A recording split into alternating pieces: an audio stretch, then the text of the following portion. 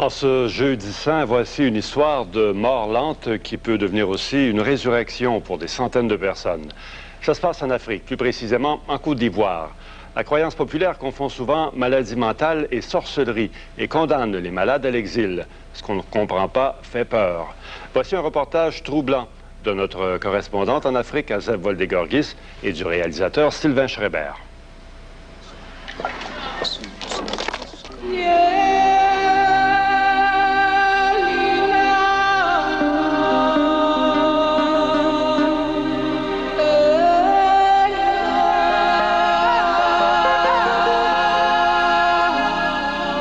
Le malade mental est considéré ici comme un possédé, comme quelqu'un qui a des esprits mauvais en lui.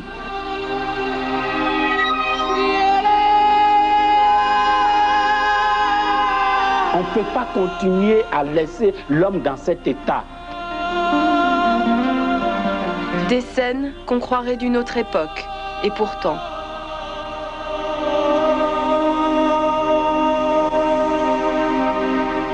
Dans les régions éloignées de la Côte d'Ivoire, c'est le sort qu'on réserve trop souvent à ce qu'on appelle les fous ou les possédés.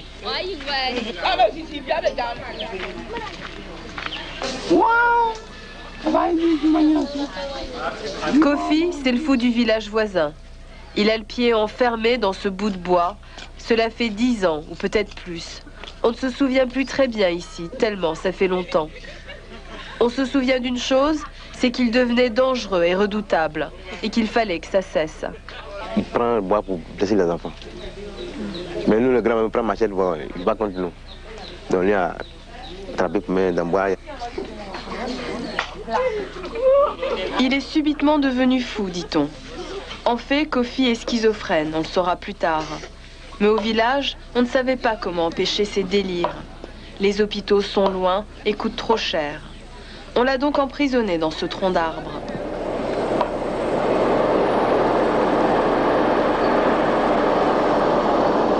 Tous les jours, Grégoire à Ongbonan sillonne la campagne ivoirienne. Il va de village en village à la recherche de gens comme Kofi. Et ils sont nombreux. Voilà.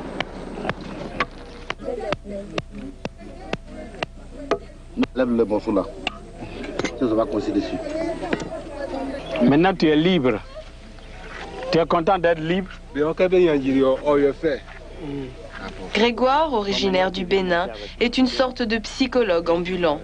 Ce ne sont pas les malades qui vont vers lui, mais lui qui va vers eux.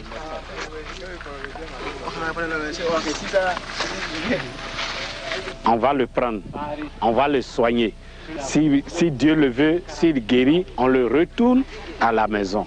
Après une dépression qui a failli lui coûter la vie il y a 20 ans, Grégoire décide d'aider ces personnes démunies. Kofi, bon, je vais t'enlever le bois aujourd'hui. Hein? Et puis tu vas partir avec moi. T'as compris? Hein? On va s'occuper de toi. T'as compris?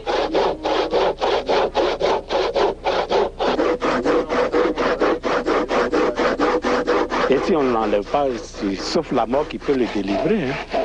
Sauf la mort qui peut le délivrer.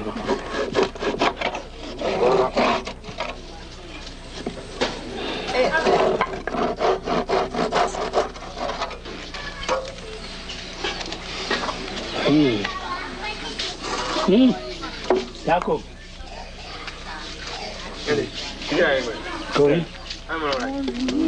Tu es content? C'est pas comme ça qu'il faut traiter l'homme. Parce que même un animal, tu ne peux pas le traiter comme ça. Il y a des moutons qui sont dans le village, qui viennent, mais lui, il est bloqué à vie. Il est bloqué à vie.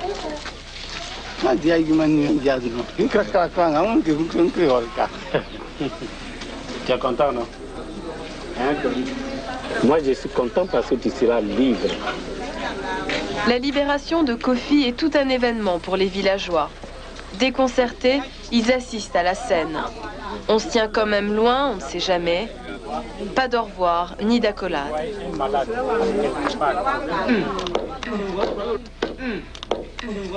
La vie reprend aussitôt son cours, comme si Kofi n'existait déjà plus depuis longtemps.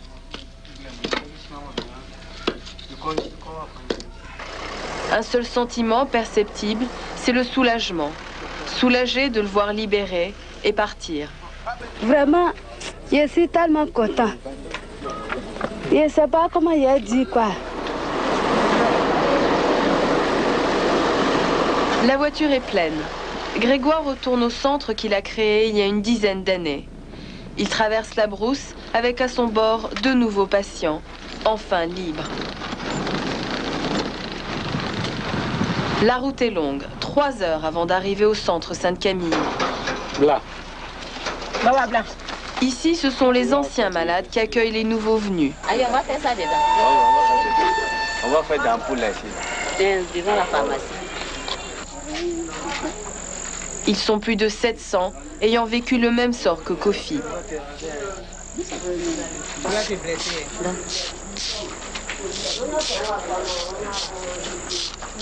Chaque nouveau venu reçoit une attention particulière. La majorité des employés de l'association sont des anciens malades et travaillent comme bénévoles aujourd'hui.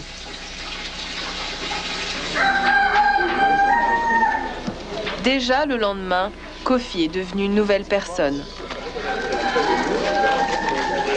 Allez, salut-moi, salut-moi. Ça va bien? Tu es content d'être ici? Tu as mangé ce matin? Tu as mangé. On ne peut pas soigner un malade comme si c'est un instrument qui arrive. Bon, qu'est-ce que tu as? C'est ça, non. Il a besoin plus que ça. Comment tu vas, l'homme fort? Et ta santé? Il faut changer l'approche de la maladie mentale, dit-il. Les méthodes varient selon les pays, mais pour Grégoire, que ce soit des hôpitaux psychiatriques, des camisoles de force ou des bouts de bois en Afrique, le principe reste le même partout. C'est toujours l'enfermement, le rejet. Vous savez, le plus important d'un malade, c'est la confiance, c'est l'amour. Lorsque le malade arrive dans un hôpital, par exemple, où il sait qu'on doit le soigner, celui qui doit le soigner, il voit la personne lui mettre les chaînes aux pieds, l'enfermer dans une maison. Mais comment ce malade peut vous faire confiance? La maladie mentale, il y a une chose, on peut guérir le malade mental, on peut le soigner, mais ce n'est pas seulement avec le médicament. Et Grégoire en sait quelque chose. Il a lui-même frôlé la maladie mentale. Moi, je suis venu en Côte d'Ivoire en 71. J'ai commencé mon travail de pneu. Et en tout cas, tout marchait pour moi. Tout allait très bien. Mais subitement, j'ai tout perdu. Et j'ai tellement perdu que j'ai failli me suicider. Hier, quand j'avais tout perdu, qu'est-ce que j'avais voulu? J'avais voulu trouver des gens sur mon chemin pour m'aider. Après cette épreuve, il abandonne son métier et se consacre entièrement aux malades, ceux qu'on qualifie d'irrécupérables. À Abidjan, on les aperçoit errer dans les rues, sans moyens, totalement livrés à eux-mêmes. Les malades mentaux ici, ils sont considérés comme des ordures, comme des déchets humains. Ils sont abandonnés dans les rues, nus, délaissés. Et chacun fait d'eux ce qu'il veut.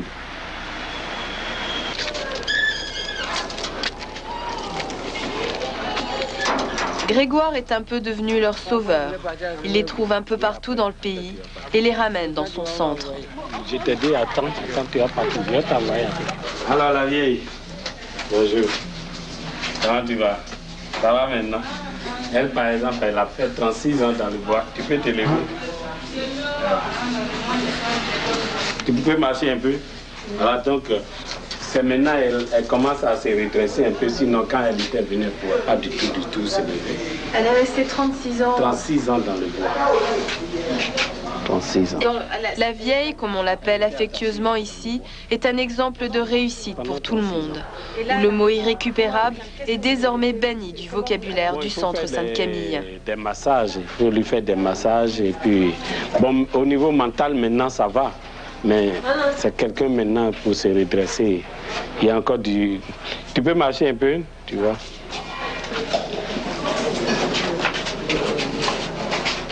L'association vit grâce à la providence, dit Grégoire.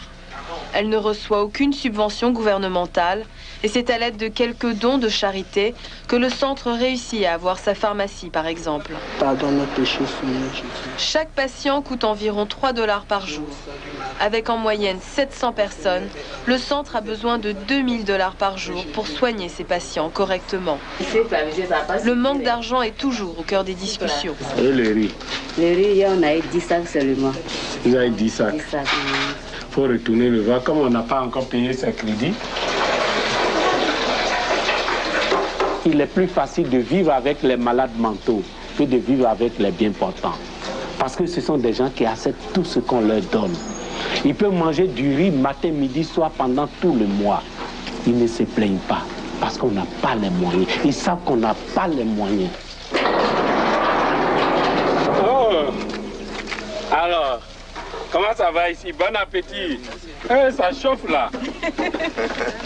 Mon but principal, c'est pas forcément la guérison, mais c'est la dignité de l'homme.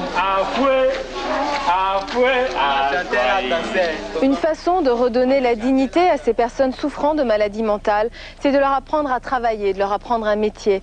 Après avoir été au centre d'accueil, ils se retrouvent ici, au centre de réhabilitation, où ils apprennent à tisser, à faire de l'élevage, et tranquillement, ils reprennent confiance en eux. Ils redeviennent des personnes à part entière. Beaucoup sont schizophrènes ou maniaco-dépressifs et ont développé au cours des années une psychose. Avec une approche thérapeutique, spirituelle, en plus des médicaments, les patients retrouvent un certain équilibre. À Saint-Camille, c'est une seconde famille, comme on le dit. Les malades, les bénévoles, vous êtes tous des gens, vous vous occupez, vous travaillez, on ne vous regarde pas comme un ancien malade, on ne vous indexe pas. Christian assure la comptabilité à Sainte-Camille. Mais il y a quelques années, il avait sombré dans la dépression. J'étais complètement irrécupérable. La folie, comme on les regarde dans les rues, nus, torse nu, en train de mendier, ou même de se coucher, se vautrer dans la poussière sur le trottoir. Et j'étais, moi, allé au village. Mes parents m'ont récupéré comme ça, ils m'ont mis le pied dans le bois parce qu'ils ont peur que je meure comme ça dans la nature. Un psychiatre hors du commun. Le docteur Bizosa suit les patients du centre Sainte-Camille. Il est devenu aujourd'hui leur ami, leur confident. On se dit, bon, ces personnes-là sont foutues. Hein, c'est comme une mort sociale. On se dit, bon, on ne peut pas les récupérer, quoi. C'est ça qui est dans la pensée des gens. C'est qu'ils sont irrécupérables. Même la famille est convaincue qu'ils sont irrécupérables. On a soigné plusieurs malades qui ont été tout à fait récupérés et qui travaillent actuellement, qui occupent des postes, d'autres se sont mariés. C'est ça notre joie, quoi.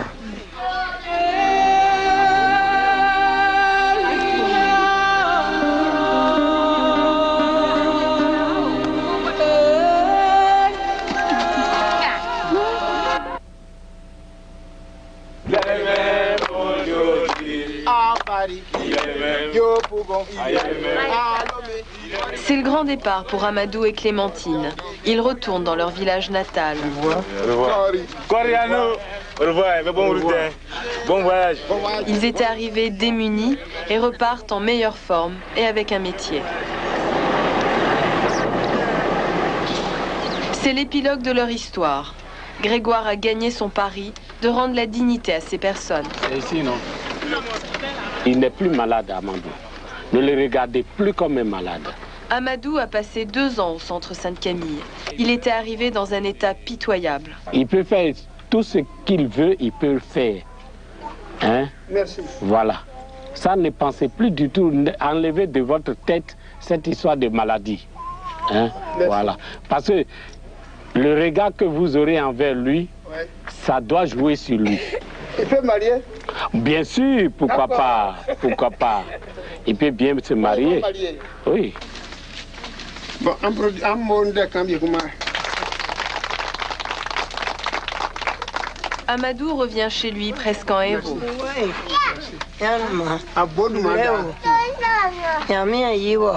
Il faut que le vieux aussi voit, peut dire... Il peut cultiver au champ, faire du commerce. Pour son père, il est redevenu un homme. Je suis bien content. Aujourd'hui, je suis tellement content. Oui.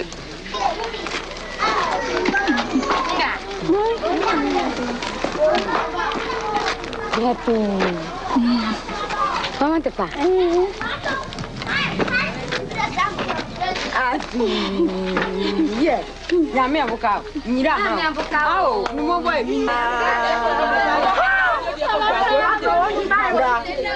Ce sont les retrouvailles aussi pour Clémentine. Elle n'est pas revenue au village depuis presque un an.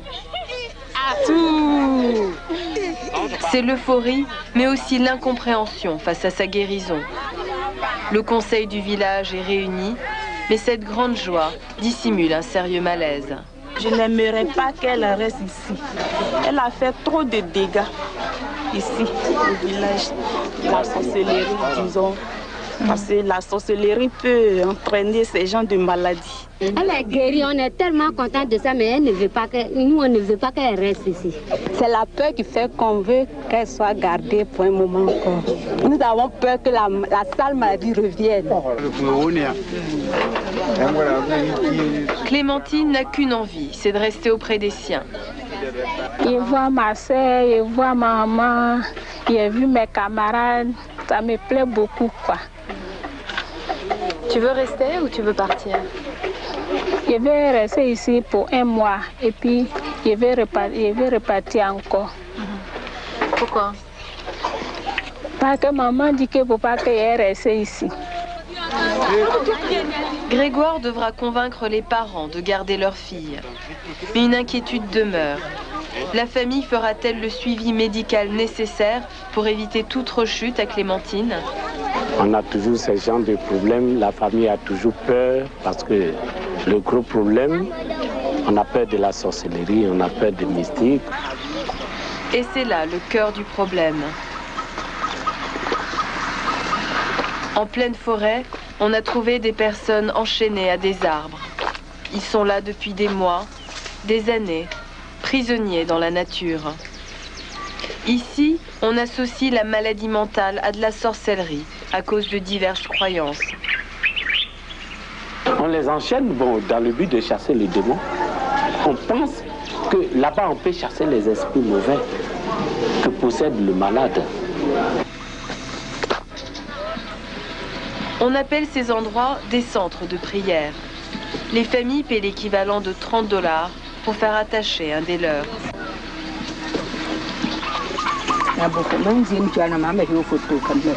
Rares sont les parents qui viennent les nourrir.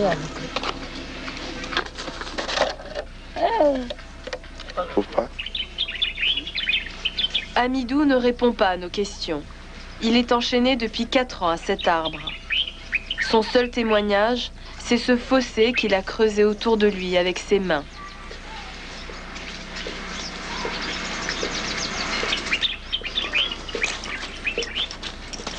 Grégoire ne peut le libérer sans l'accord de sa famille. Ça me révolte. Ça me révolte. On ne peut pas continuer à voir ces scènes. Ils n'ont pas cherché à être malades. Ils sont nés comme tout homme. Et ils ont besoin de vivre comme tout homme.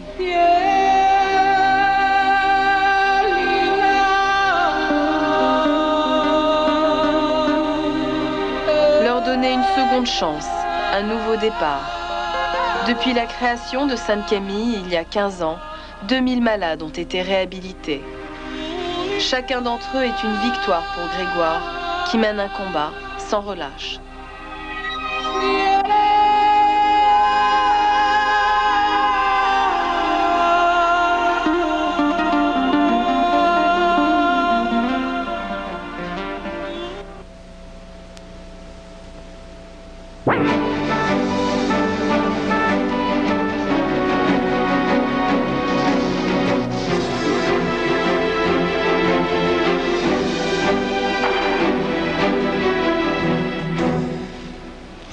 Il y a quelques semaines, nous vous présentions un reportage sur un voyage au bout de la folie et de l'isolement absolu. En Côte d'Ivoire, des hommes et des femmes atteints de maladies mentales et qu'on enchaîne tout simplement à des arbres. Celui qui tente de les libérer de leur captivité et de leur maladie s'appelle Grégoire Aong Bonon. Il fait ici une tournée des régions du Québec pour faire mieux connaître son organisme, l'association Saint-Camille de Lelys. Et avant d'y parler, revoyons, si vous le voulez, des extraits de ce reportage d'Azeb Voldegorgis qui vous avait fait beaucoup réagir.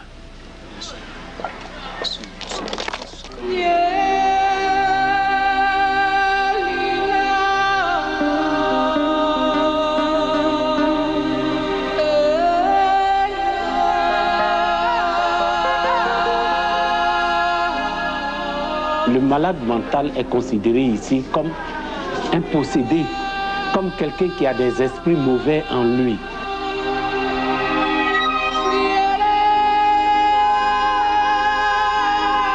On ne peut pas continuer à laisser l'homme dans cet état. Des scènes qu'on croirait d'une autre époque, et pourtant...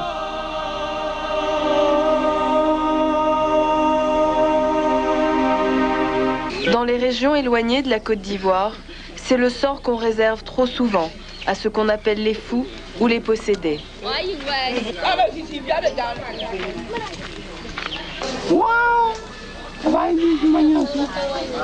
Kofi, c'est le fou du village voisin. Il a le pied enfermé dans ce bout de bois. Cela fait 10 ans, ou peut-être plus. On ne se souvient plus très bien ici, tellement ça fait longtemps.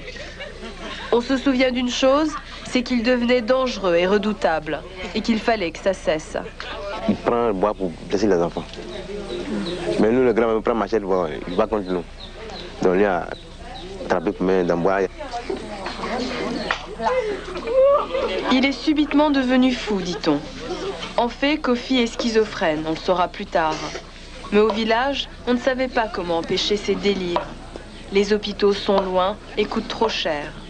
On l'a donc emprisonné dans ce tronc d'arbre.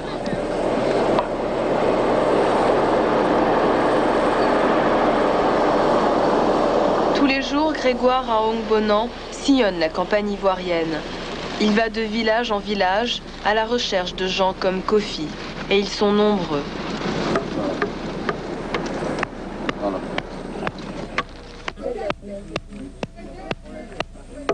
Lève le morceau là. Ça va coincer dessus. Maintenant, tu es libre. Tu es content d'être libre? Grégoire, originaire du Bénin, est une sorte de psychologue ambulant. Ce ne sont pas les malades qui vont vers lui, mais lui qui va vers eux.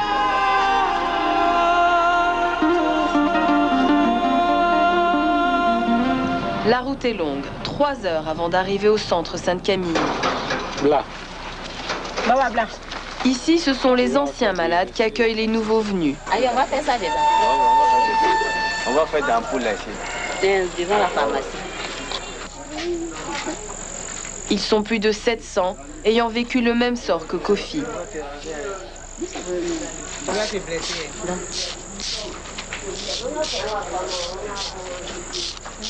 Chaque nouveau venu reçoit une attention particulière. La majorité des employés de l'association sont des anciens malades et travaillent comme bénévoles aujourd'hui.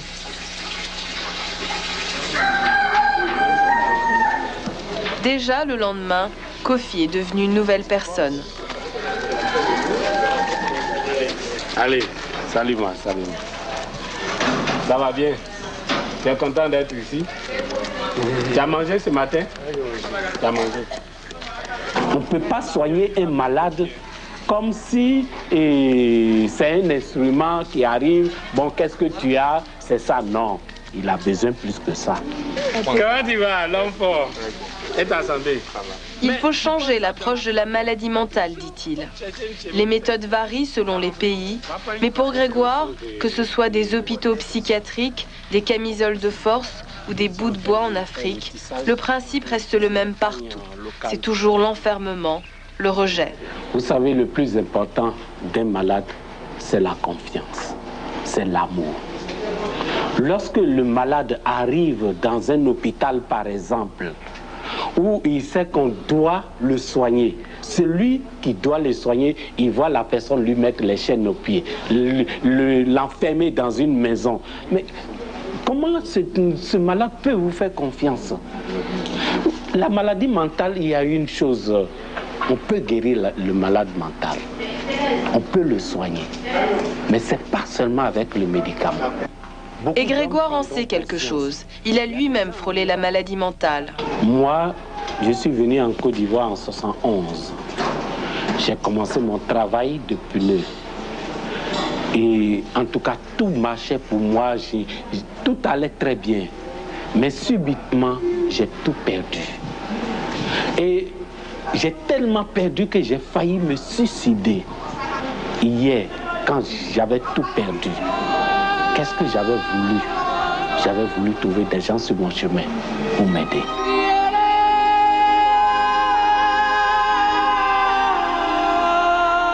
Avec nous maintenant en studio, M. Aung Bonon, Grégoire Aung Bonon, qu'on a vu dans ce reportage et qui est de passage au Québec. En fait, vous êtes arrivé il y a 2 jours à peine. Il y a 2 jours. Ben, bienvenue chez nous. Merci. Les images qu'on a vues à distance, certainement, peuvent presque paraître surréalistes. Elles sont assez insoutenables, en tout cas. Est-ce qu'il y a encore beaucoup de gens en Côte d'Ivoire qui sont enchaînés comme ça? Est-ce qu'on parle de quelques personnes ou de beaucoup de personnes qui sont traitées de cette façon-là, si je peux dire? Je vous dis que ils sont encore nombreux, très nombreux. Des centaines de personnes? Des milliers de personnes. Des milliers de personnes qui sont enchaînées, qui sont entravées dans des bois.